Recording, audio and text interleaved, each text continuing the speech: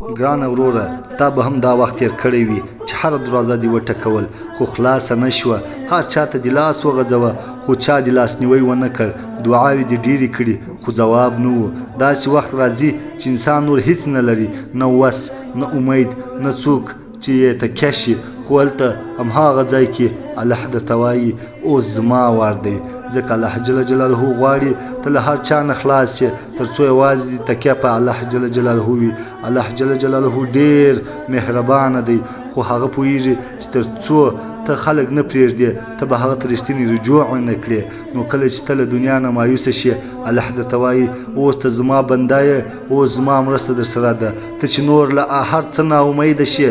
الله هغه وخت خپل رحمت خلاصوي ته چې سترګې دې له اوښکو ډکې وي الله هم هغې اوښکې حسابوي ته چې تنها شې الله جل جلاله خپل حضور درته ښکاره کوي قرآن شریف وایي یعنی څوک چې د بېوسه انسان پر یاد اوري پرته له الله دا دنیا یوازې د الله جل جلاله ازموینه ده او کله ناکله هغه ترې هر څوک لرې کوي تر څو ته یوازې ده ته مخ واړوي او هلته به همدې ځای کې الله در سره داسې مرسته کوي چې خلک حیران شي ته حیران شي او ته پوه شې دا کار یوازې د الله نه د بندګانو